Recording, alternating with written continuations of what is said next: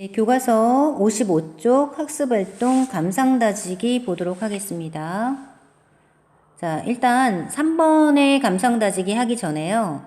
이 작품이 임춘의 공방전이라는 작품인데요. 이 전이라는 작품의 작품의 어떤 문학 양식에 대해서 먼저 살펴보도록 하겠습니다. 자, 이 내용은요. 56쪽의 지식창고에 인물의 일대기적 구성 전이라는 내용으로 이제 편성이 되어 있는데요. 일단 한번 읽어보도록 하겠습니다. 전은 한문문학 양식의 하나로 한 인물의 생애와 업적 등을 기록하여 후세에 전하는 글입니다. 자, 이 전이라는 양식은요. 한문문학이라는 것. 그래서 한 인물의 생애와 업적 등을 기록해서 후세에 전하는 글이에요. 그래서 이렇게 전할 전자를 사용을 하지요. 문학적인 측면보다 기록물적인 측면에서 가치를 인정받아 왔으나 최근에는 문학적인 각도에서 조명을 받고 있습니다. 그래서 문학적인 각도에서 조명을 받고 있다는 것. 본래 경전을 올바르게 해석하여 전하려는 목적의 글이었으나 중국 한나라 때 사마천이 집필한 사기, 열전 이후 역사적인 인물에 대한 기록으로 정착하였다가 문인들에게 보급되었습니다. 문인들은 정사에 기록되지 않은 백성들의 행적을 서술로 하였고 사전이나 가전, 탁전 등의 다양한 문장 형태가 등장하게 되었습니다. 여기에서 열전이 주로 역사상의 위인들을 다룬다면 사전은 일반인 중에서 미덕이나 선행을 베푼 사람을 대상으로 하지요. 자, 가전은 동식물이나 사물을 의인화한 전이며 탁전은 작가 자신의 일생을 가상의 인물에 가탁하여 서술한 것을 이야기합니다. 특히 가전이라는 양식은요, 우리 수능에서 상당히 많이 출제가 되고 있는 그런 문학의 양식이기 때문에 주의 깊게 살펴볼 필요가 있습니다. 이제 공방전 작품 한번 해석해 보도록 하지요. 공방의 사람됨은 겉은 둥그렇고 가운데는 네모나며 세상의 변화에 잘 대응했다. 자, 그러면 공방의 사람됨은 이라고 했으니까 공방이 사람인가? 일단 공방의 어떤 사람됨, 인격 이런 것에 대한 이야기를 하겠네요. 자, 공방의 사람됨은 겉은 둥그렇고 가운데는 네모나다고 했어요. 자, 겉은 둥그렇고 가운데는 네모나네. 자, 뭐가 연상이 되죠? 네, 우리 옛날에 그 엽전 있죠? 엽전, 돈을 의미하는데 공방은 그러니까 즉 돈, 엽전을 사람인 것처럼 의인화해 놓고 있습니다. 그래서 공방의 사람됨은 겉은 둥그렇고 가운데는 네모나다고 했어.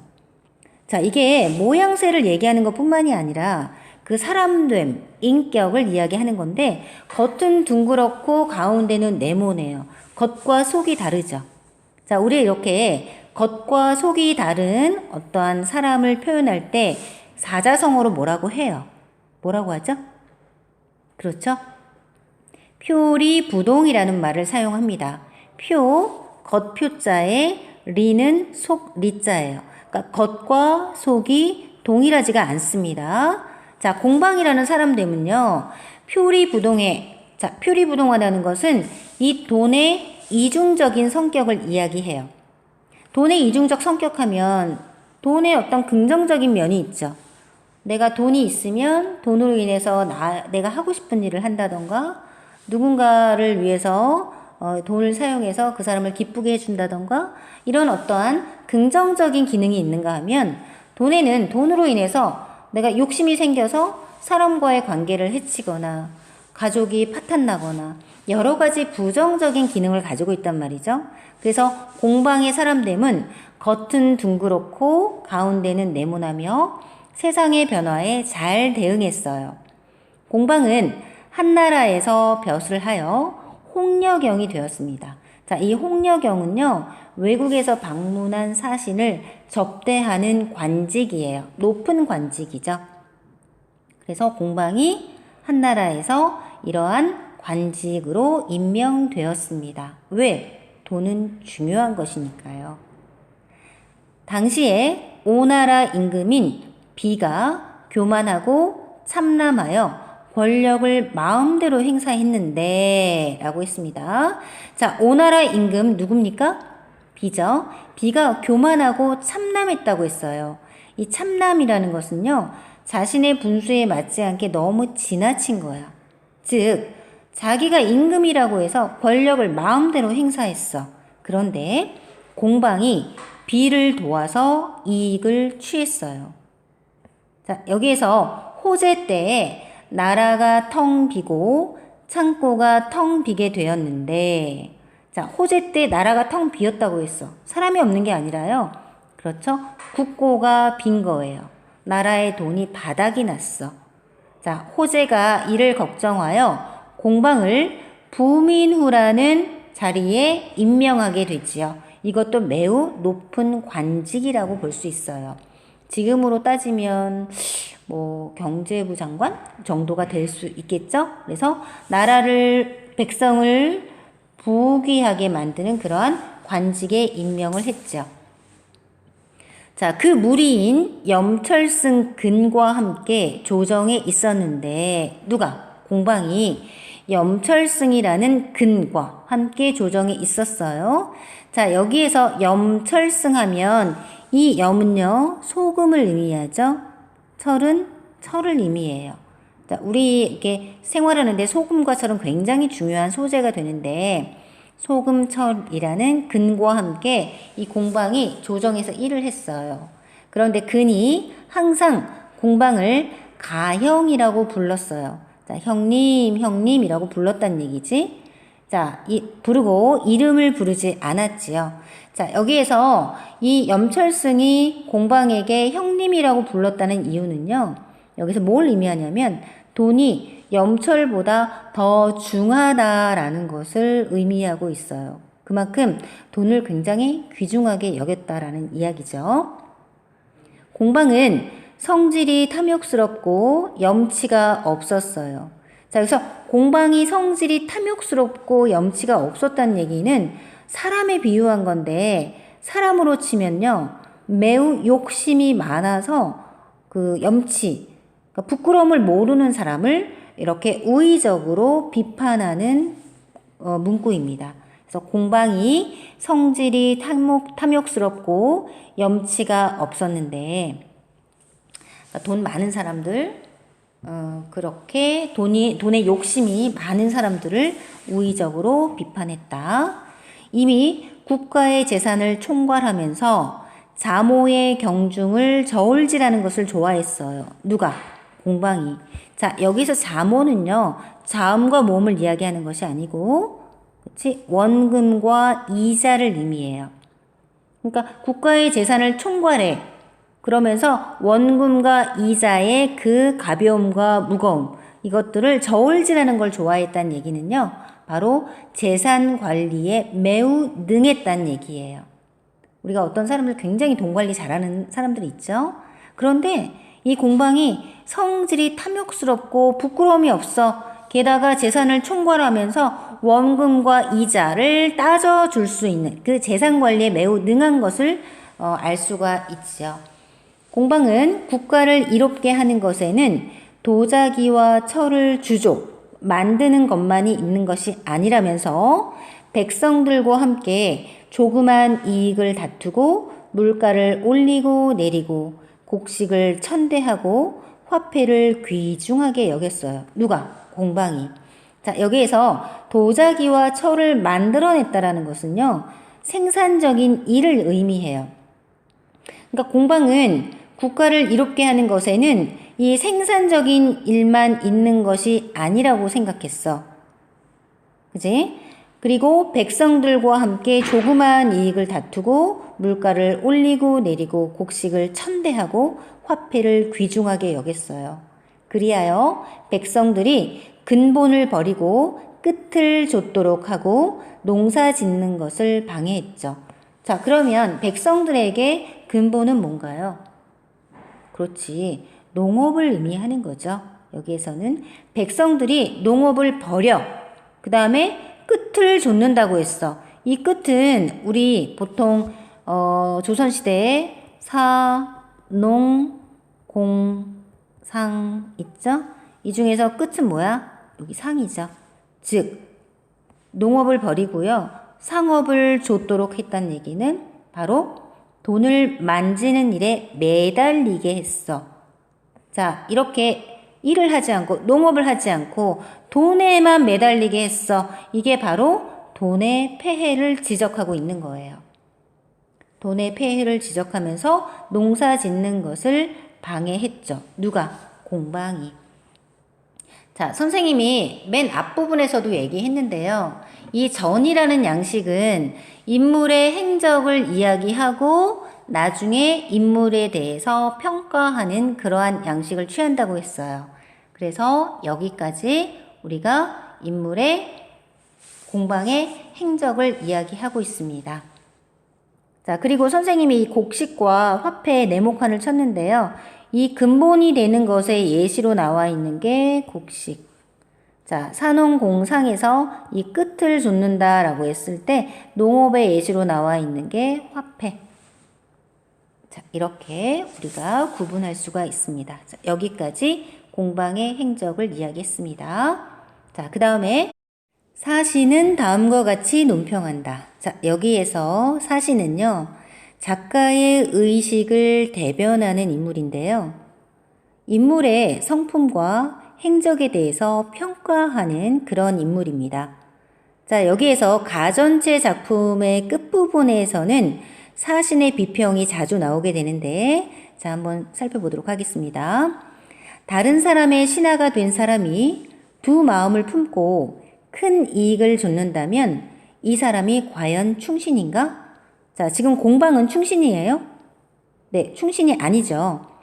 공방이 때를 잘 만나고 좋은 주인을 만나 정신을 모아서 정중한 약속을 맺었고 생각지도 못한 많은 사랑을 받았다. 당연히 이로운 일을 생기게 하고 해로운 것을 제거하여 은덕을 갚아야 하지만 비를 도와 권력을 마음대로 하고 마침내 자신의 무리들을 심었다. 자, 여기서 보면 비를 도왔어요. 누가? 공방이. 권력과 이 돈이 결탁한 거죠. 그래서 권력을 마음대로 하고 마침내 자신의 무리들을 심었어요. 자, 이렇게 돈에 대해서, 공방에 대해서 부정적인 태도를 취하고 있는 게 바로 사신의 논평입니다. 공방의 이러한 행동은 충신은 경계 바깥의 사귐은 없다는 말에 위배되는 것이다. 그러니까 충신은 자기 사람들을 챙겨서 충성을 다해야 되는데 이게 너무 이렇게 권력에 결탁하고 이런 것들을 했기 때문에 이 바로 공방은 충신이 아님을 드러내고 있는 부분이지요. 네, 잘 기록했죠? 자, 그 다음 넘어가도록 하겠습니다.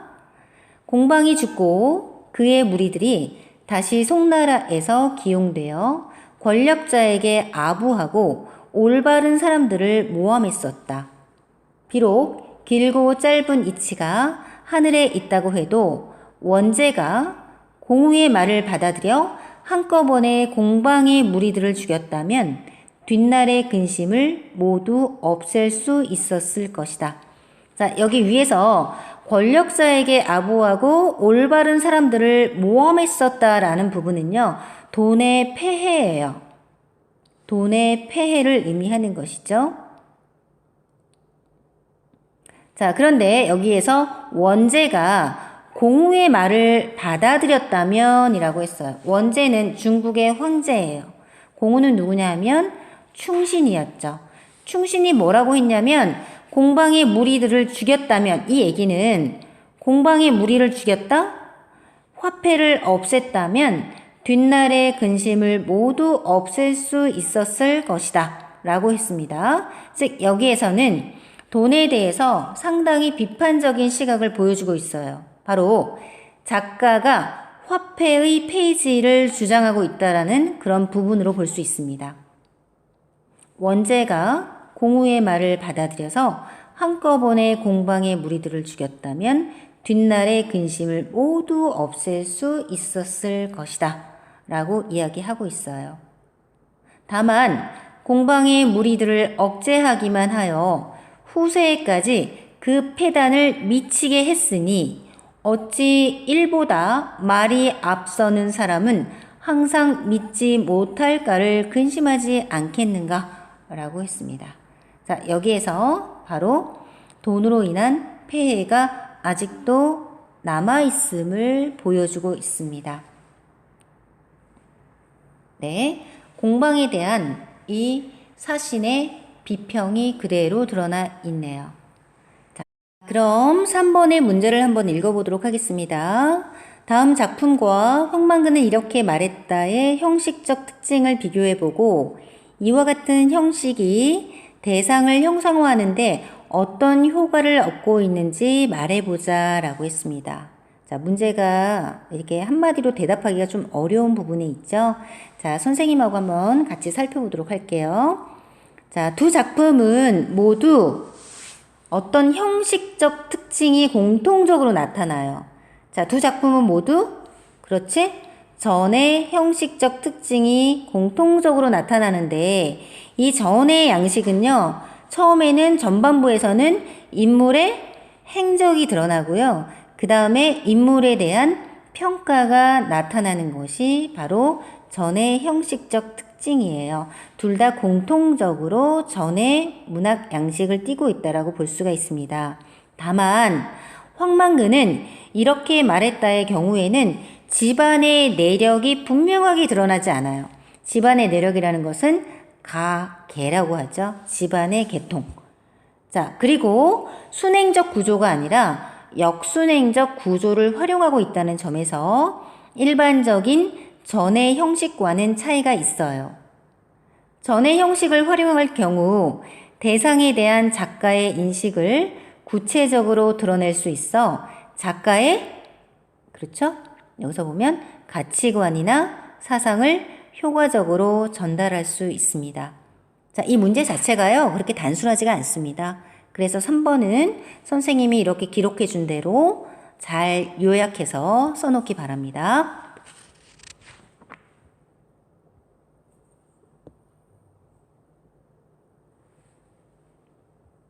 마지막으로 임춘의 공방전, 자, 글의 갈래 살펴보도록 하지요.